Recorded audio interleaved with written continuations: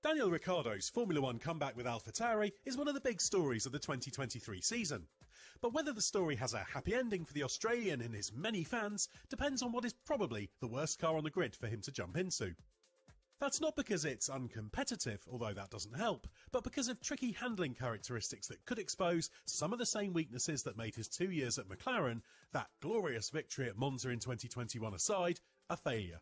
That McLaren was willing to pay Ricciardo, who had a contract for 2023, millions not to race so it could replace him with Oscar Piastri means his F1 stock is at an all-time low.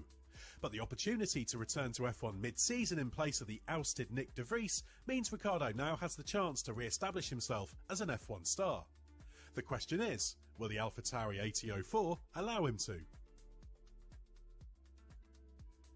Alfa Tauri is last in the Constructors' Championship and has, on average, the 9th fastest car on single lap pace, just ahead of Alfa Romeo. In the last 3 race weekends, its cars haven't once escaped Q1. That in itself isn't a problem for Ricciardo in terms of making an impression. While it might make it difficult to achieve good on paper results, he can be judged based on how much he's getting out of a limited package. If 15th on the grid is as good as the car can manage, then that's as good as taking pole position in a Red Bull. But Ricciardo might have been better off in the Alfa Romeo, which is the other contender for worst car on the grid right now. It may lack downforce and therefore pace, but both Valtteri Bottas and Zhou Guanyu have been complimentary about how well balanced it is. The Alfa Tauri is a trickier beast. Since the start of 2023, its weakness has been rear-end instability in the late entry phase for slower corners. That then transitions to understeer in the middle of the corner. In an interview with the race earlier this year, de Vries characterised this as an open balance. The problem is rooted in the challenge of ensuring there is consistent performance through a wide range of ride heights, with the Alfa Tauri struggling in slower corners when the rear ride height is at its highest. Some progress has been made to ameliorate the problem, and one of the specific targets of the major Silverstone upgrade that included a new floor was tackling that. The team was happy that the upgrades correlated well with simulations, but accepted the gains weren't enough to move the car up the grid. And neither driver was delighted with the impact on the handling characteristics. The reason this could be a problem for Ricciardo is that there were times when a similar instability made life for him difficult at McLaren. And if he can't have confidence in the Alfa Tauri, then there's the risk that the troubles of 2021 and 2022 could repeat themselves. Ricciardo's problems at McLaren were rooted in what he described as the peculiar characteristics of the cars. He's not unusual in that view, with teammate Lando Norris and predecessor Carlos Sainz both making similar observations. It's just that they dealt with the limitations far better than Ricciardo did. It wasn't for want of trying on Ricciardo's part. He worked diligently to adapt his driving style to a counterintuitive one, but never got on top of the car. It proved particularly difficult in 2022, with the change to new ground effect regulations. Ricciardo's troubles were rooted in the corner entry characteristics of the 2021 and 2022 McLarens. The exact problem shifted between seasons, but he struggled to attack the corners aggressively enough to get decisive turn-in and get the car into the turn positively. The upshot was that Ricciardo often suffered from under-rotation, elongating the corner and meaning he was traction limited for longer than Norris. Effectively, the longer you have steering lock on, the harder it is to get the power down and launch off the corner. Therefore, a problem at turn-in was leading to significant time loss. This would generally either be instability or understeer dialed in to offset that instability. In an interview with The Race, Norris suggested the main reason he comprehensively outperformed Ricciardo was that he was better able to deal with the car when it's on a knife edge. He characterised the 2022 McLaren as particularly inconsistent and prone to slipping off that knife edge. In an inconsistent, difficult-to-drive car, Ricciardo was a shadow of the driver he was before and contributed just 35% of McLaren's points during those 2 years. So does this mean Ricciardo is doomed? No, far from it. The Alfa Tauri is a different car with different limitations, and it may be that provided it gives Ricciardo confidence on that initial turn-in before the instability sets in, he can deal with it. The key to his driving has always been tremendous confidence on corner entry under braking, a style honed in his first stint with the team in its Toro Rosso guys, and the car might give him that before the problems set in. We simply don't know. But it's impossible to be sure, and even Ricciardo himself won't know until he gets some experience in the car. One of the challenges the Alfa Tauri drivers have grappled with is working out the best trade-off to deal with those limitations, and it might be that Ricciardo can find an effective way to make the best of it.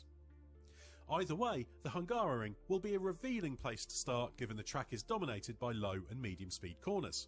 And Ricciardo will see this as an opportunity, as if he can prove himself in a tricky to drive car, it will better exorcise the ghosts of the McLaren years, both for him personally and the watching world. After leaving McLaren, Ricciardo had to rebuild. That process began in Red Bull Simulator. As Red Bull team principal Christian Horner revealed earlier this year, the post-McLaren Ricciardo was initially unrecognisable from the brilliant driver who had turned down an offer to stay with the team for 2019. But he soon readapted and has made a useful contribution as simulator driver. Ricciardo also drove the 2023 Red Bull RB19 during the post-British Grand Prix tyre test. While any rumours about lap times and performance should be taken with a pinch of salt, given he was running to Pirelli's programme, he clearly did at least a good job. But the decision to throw him in at Alfa Tauri in place of De Vries was made before that test, rather than as a result of it. Ricciardo has spoken of the value of what he describes as his 6 months off, albeit only in general terms. It's possible that part of this process was learning from the way he attempted to overhaul his driving style to suit the capricious McLaren. That could perhaps impact his desire to approach getting behind the wheel of the Alfa Tauri AT04 with an open mind. As he put it in an interview with F1.com, "I don't want to get too many preconceived ideas." Ricciardo will be well aware of the known weaknesses of the car, but he's hoping that its main vice will simply be a lack of downforce and therefore grip, but that it's a relatively benign car. If it feels relatively balanced, that's something I can work with, is his view. Given the consistency of the feedback of Tsunoda and De Vries and Pierre Gasly last year, that's perhaps an optimistic view, but it encapsulates Ricciardo's approach. When he gets behind the wheel for the first time, he clearly wants to rely on his feeling about the car. Then he can deal with finding ways to improve it. By getting into the car for the double header at the Hungaroring and Spa before the summer break, Ricciardo effectively has a free hit to feel his way back in and see what he can get out of the car. He characterises his approach as about having fun with more right foot than left, and all about having a good time. And that point is particularly important, because if there's one thing that was very clear about much of Ricciardo's 2-year stint with McLaren, he was definitely not enjoying himself. Formula One is a cutthroat business, and there's no doubt that Ricciardo has an eye on the possibility of a return to Redbull Racing as Max Verstappen's teammate. Sergio Perez is under contract for 2024 and a change seems unlikely, but given he has failed to make it to Q3 6 times out of 10 this season and managed only a 50% podium hit rate despite being in the best car, pressure is building. Ricciardo will be well aware of this, and while he's not openly saying he's gunning for Perez's seat, any driver in his position would be. And late last season, he ruled out driving for a team down the grid on the basis that it would be better to target a front-running seat for 2024. Given the Red Bull connection, Alfa Tauri is the next best thing, as there's a potential route into a winning car. Ricciardo is an 8-time Grand Prix winner, one who has never had a shot in a championship challenging car, so if there's even a slight chance of getting into one, of course he's going to chase it. In his F1.com interview, he likened his position to the one he was in when he climbed through Red Bull's junior ranks on his way to winning F1 races with Red Bull from 2014 to 2018. He characterised that as being in a situation where Red Bull says if you get results, we'll keep pushing you. That means his mindset is clearly to do well at Alfa Tauri and make the next step. So what constitutes doing well at Alfa Tauri? Ricciardo has set his sights on trying to get into the top 10, which is where Alfa Tauri has been at its best. That's only happened occasionally, with Tsunoda's pair of 10th places the peak, although he did finish 9th on the road in Spain before being hit with a penalty. The key for Ricciardo is to extract the most out of the car and outperform teammate Tsunoda. Doing so isn't a given, as the car has been tricky to drive and Tsunoda has had a strong, if low profile, season.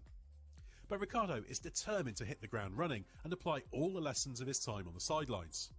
Ricciardo has much to prove, but he has a superb F1 CV and his McLaren struggles were the exception rather than the norm in his successful Grand Prix career. If he could gel with the Alfa Tauri AT04, he will thrive, which is why his compatibility with arguably the worst car in the field will make or break his comeback.